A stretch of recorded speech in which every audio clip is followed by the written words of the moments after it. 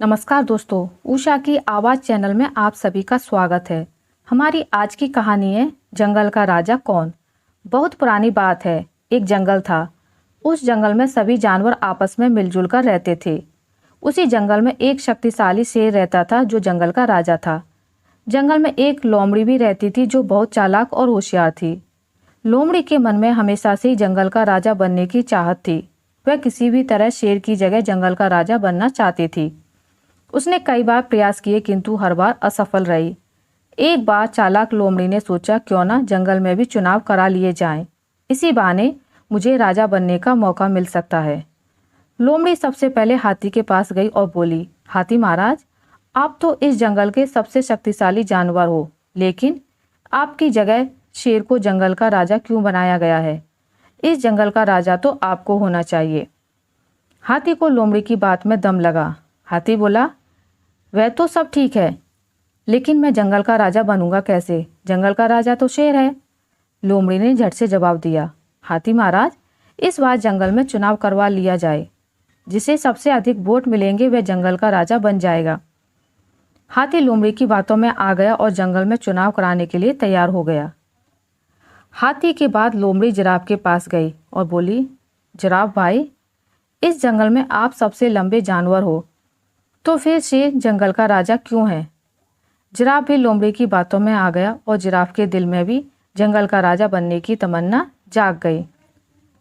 इसके बाद लोमड़ी चीता के पास गई और बोली, चीता भाई, तुम तो इस जंगल के सबसे तेज दौड़ने वाले जानवर हो, तो फिर शेर जंगल का राजा क्यों है? इस जंगल का राजा तो तुम्हें ही होना चाहिए। अब चीता के दिल में भी जंगल का राजा बनने की इच्छा प्रबल हो गई। चीता से मिलने के बाद लोमड़ी जंगली भैंसों के पास गई और बोली, आप लोग इतने बलशाली हो कि शेर को बिल्ली की तरह उछालकर फेंक देते हो, किंतु इस जंगल का राजा शेर क्यों है? आप लोग तो झुंड में रहते हैं और आपका सामना शेर तो क्या जंगल का कोई भी जानवर नहीं कर सकता है। इस जंगल का राजा तो आप लोगों को होना चाहिए। जंगली भैंसे भी लोमड़ी की बात में आ गया और जंगल का राजा बनने के लिए तैयार हो गए। इसके बाद लोमड़ी हिरन के पास गई और बोली, हिरन भाई, इस जंगल में सबसे ज़्यादा तादाद तो तुम्हारी है। अगर जंगल में चुनाव हो जाए तो हिरणों में से ही कोई ना कोई जंगल का राजा अवश्य बनेगा। हिरणों का मुखिया बोला, नहीं बहन, हम में से किसी को भी राजा बनने का शौक नहीं है। हम चुनाव नहीं लड़ेंगे। अगर हम चुनाव लड़े और शेर को पता चल गया तो वह हमें नहीं छोड़ेगा। अगर लोमड़ी तुम्हें चुनाव लड़ना है तो तुम लड़ सकती हो। लोमड़ी को तो मानो मन की बात हो गई। वह तो यही चाहती थी। लोमड़ी बोली, अगर आप लोग मुझे वोट देंगे तो मैं भी चुनाव लड़ सकती हूँ। हिरण ने लोमड़ी को वोट देने के लिए हामी भर दी। अब लोमड़ी तो बहुत खुश थी। लोमड़ी बंदरों के पास जाती है और कहती है, मित्र बंदर, इस जंगल में आप तो बहुत बड़ी तादाद में हो। तुम तो पेड़ पर भी रह सकते हो और ज़मीन पर भी, जंगल में और मानव बस्ती में, अर्थात आप सर्वगुण संपन्न हो। जंगल का राजा तो ऐसे व्यक्ति को ही होना चाहिए जो सर्वगुण संपन्न हो।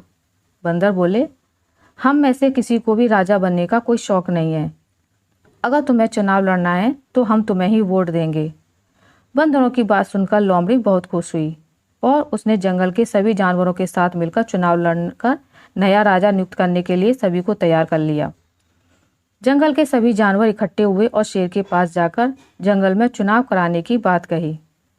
शुरू में तो शेर नाराज हुआ, किंतु जंगल के सभी जानवरों के चुनाव कराने की बात पर तैयार हो गया। उसी समय शिकारियों द्वारा जंगल के जानवरों को घेर लिया जाता है। सारे जानवर शेर से कहते हैं, महाराज, हमें बचाइए। शेर बोला, अब मैं इस जंगल का राजा नहीं हूँ। आप में से जो भी जंगल का राजा बनना चाहता है वह शिकारियों का सामना करे और उनसे जंगल के जानवरों की रक्षा करे। शिकारियों से लड़ने के लिए जंगल का कोई भी जानवर तैयार नहीं होता है। तब शेर कहता है, जिराफ, हाथी, गैंडा, चीता और लोमड़ी, तुम लोग जंगल का राजा बनना चाहते हो तो तुम्हें ही इनका सामना करना पड़ेगा। यह सुनकर सभी जानवर कहते हैं कि उनमें इतना सामर्थ्य और जिगर नहीं है कि हम इन शिकारियों का सामना कर सकें। यह काम तो शेर ही कर सकते हैं। वे लोग राजा बनना जितना आसान समझते थे उतना आसान नहीं है, ना ही राजा की जवाबदारी संभालना। हर किसी के बस की बात है। जंगल के सभी जानवरों के आग्रह पर शेर शिकारियों से जाकर भिड़ गया। शेर के हमले से डरकर सारे शिकारी भाग खड़े हुए। अब जंगल के सारे जानवरों को समझ में आया क्यों शेर को जंगल का राजा कहा जाता है। जंगल के सारे जानवरों को अपनी गलती का एहसास हुआ और शेर के आग्रह पर जंगल में चुनाव तो हुए, किंतु जंगल के सारे वोट शेर को ही मिले। इस प्रकार शेर निर्विवाद जंगल का राजा बन गया। अयोग्य व्यक्ति कितने ही प्रयास कर ले किंतु योग्य की बराबरी नहीं कर सकता।